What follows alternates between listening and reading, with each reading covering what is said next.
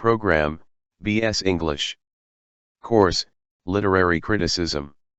Topic, Aristotle's Poetics, Difference between Tragedy and Epic. Prepared by, Dr. Shahryar Khan. Question. What, according to Aristotle, is the difference between tragedy and epic? Elaborate. Introduction. Aristotle says that poetry evolved and diverged into two directions, comic and tragic. Furthermore, tragic can be divided into epic and tragedy. Aristotle has established a close association between tragedy and epic. In reply to Plato's attack on poetry that it is immoral and irrational, Aristotle presents his own theory and considers poetry as the imitation of ideal reality. Poetry and, consequently, tragedy and epic are superior kind of art related with sublime instincts and feelings. In his Poetics, Aristotle has further differentiated between the two genres in relation to medium, manner, and object of imitation. Point 1.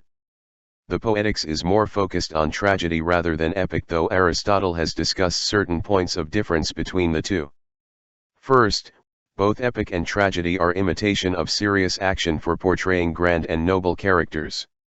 The theme of tragedy and epic is always of national and international importance and deals with the destiny of nations. In this regard, the basic elements of tragedy and epic, that is, plot, character, thought and diction, are the same. Plot is the basic element, and both epic and tragedy should have a single plot, or in other words unity of action. According to Aristotle, even the structure of epic should be based upon dramatic principles. The action should be single and unified, and incidents should be connected through the relationship of cause and effect. Like tragedy, the plot of an epic should have a beginning, middle, and end. It should be like an organic whole. Aristotle quotes the example of Homer in this connection and says that Homer had the whole Trojan War as his subject, but, for his epic, he selected a few portions so that the action may be unified. Point 2. In relation to characters, both epic and tragedy follow the same lines. The characters should be noble and grand, involved in heroic deeds. They are intermediate sort of persons but slightly idealized, and the whole action revolves around their personalities. They are the most eminent men whose destinies are linked with the destinies of their nations. Point 3. The thought or the theme of epic or tragedy is grand and noble action of characters. The thought is, in fact, related to the higher ambitions and feelings of mankind. The diction should also be in accordance with the status of the characters, that is, in high and grand style. Pleasurable accessories or figures of speech should be used to embellish the language of tragedy. Point 4. Thus far, our discussion has revealed that tragedy and epic have the same object and medium of imitation. The object of their imitation is the actions of men, and the medium is language.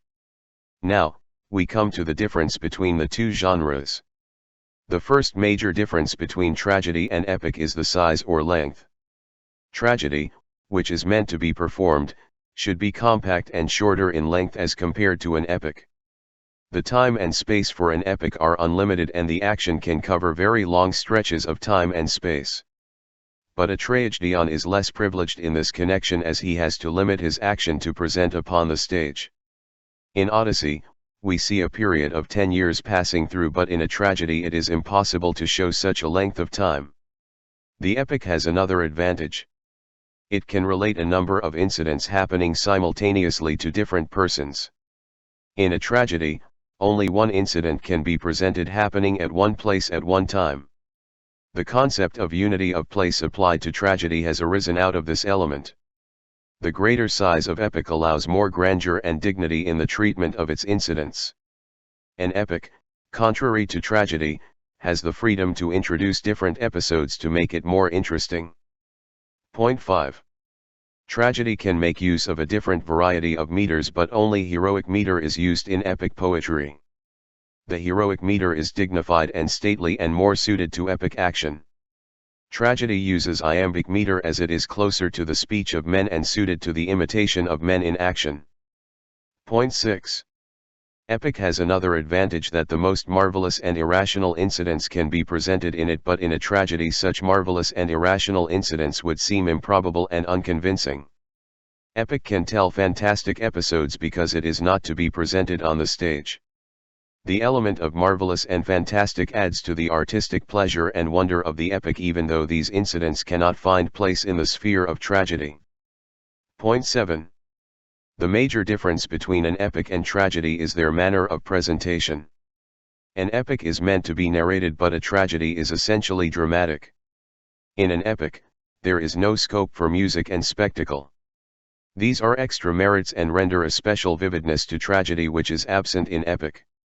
Conclusion. After discussing various aspects of tragedy and epic, Aristotle places tragedy above epic. He is of the view that tragedy is richer in its effects and adds music and spectacle to epic resources. Its unity is more concrete and its methods are more artistic. And above all, tragedy is the best artistic form for the arousal of the fear and pity to accomplish their catharsis.